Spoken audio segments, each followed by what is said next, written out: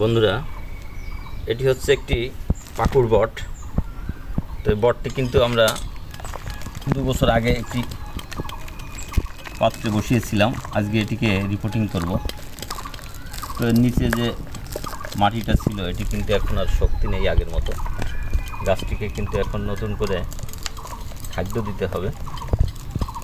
দেখুন এই যে গোড়ার অংশটা, তো আমরা এটাকে কিন্তু এই পাত্রেই আবার বসাবো। তো পাত্রটা পরিষ্কার করলাম। দেখুন পাত্রের নিচে কিন্তু অসংখ্য ছিদ্র আছে, কারণ এটি বর্ষাকালে যাতে এর গোড়ায় কোনোভাবে জল বেঁধে না থাকে বৃষ্টির, এজন্য কিন্তু আমরা এটির নিচে কিন্তু ছিদ্র রাখবো। এবং আমরা কি দিব দেখাই। এই গাছটি কিন্তু এটিতে আজকে স্থাপন করব বটটি। তো আমরা মাটি তৈরির জন্য কি নিব, আমরা প্রথমে এটা হচ্ছে পলি মাটি।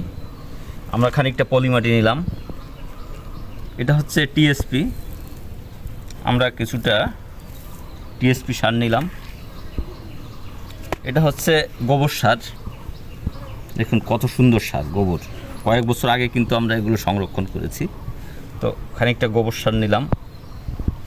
এবার এটা হচ্ছে ইটের যে কুচি, ইটের ছোট দানার, এটাকে দিব। এরপরে আমরা এটা কিন্তু খোল, সরিষার খোল আমরা রেখেছিলাম। এই যে সরিষার খোল, এটা কিন্তু কয়েকদিন আগে প্রসেসিং করে রেখেছিলাম, ভিজিয়ে রেখেছিলাম। এটাকে কিছুটা দিব, সরিষার খোল। এটা সরিষার খোল। এরপরে আমরা কিছুটা মোটা দানার বালু দেব। এই যে বালু, মোটা দানার যে বালুটা, এটা কিছুটা দিব। আর আমরা কিন্তু এর আগে মাটি তৈরি করে রেখেছি। এই যে এখানে টিএসপি, ফসফেট এবং অন্য অন্য যে উপকরণ লাগে, প্রায় অনেকগুলো উপকরণ দিয়ে কিন্তু মাটি তৈরি করা আছে। তো এটার সঙ্গে আমরা এটা মিশিয়ে দেব। দেখুন ভালো করে দেখুন। এভাবে 8 থেকে 10 প্রকারের এ ধরনের বিভিন্ন সার, পলিমাটি, বালি, পটাশ, টিএসপি সার, গোবর সার, এ ধরনের সার দিয়ে কিন্তু আমরা এই মাটিটা, এই গাছটা বসিয়ে দেব। আমরা আগে খানিকটা এই মাটিটা নিব, কারণ এটা অনেকটা শক্তিশালী মাটি। এটাকে দিব। এর ভিতর কিন্তু সব উপকরণই দেওয়া আছে। এরপরে আমরা গাছটাকে এখানে বসিয়ে দিব। এই গাছটা একটু হেলে দিলাম, কারণ বনসাই সাধারণত একটু যদি হেলানো হয় তাহলে কিন্তু ভালো লাগবে। এবার আমরা চারিপাশ থেকে এই যে তৈরি করা যে মাটিটা, এটা কিন্তু দিয়ে দেব। এই মাটিটা দিলাম। এবার কিন্তু গাছটা কিন্তু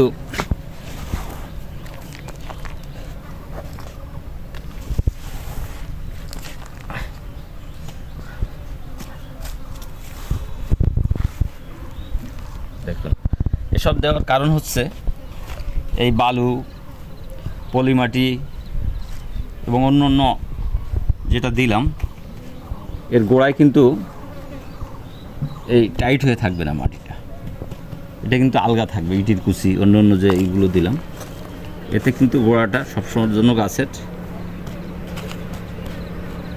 থাকবে, আলগা থাকবে। তো দেখুন এভাবে কিন্তু আমরা পটে বসিয়ে দিলাম। তো দেখুন কেমন হয়েছে। আপনারাও এভাবে বনসাই তৈরি করতে পারেন।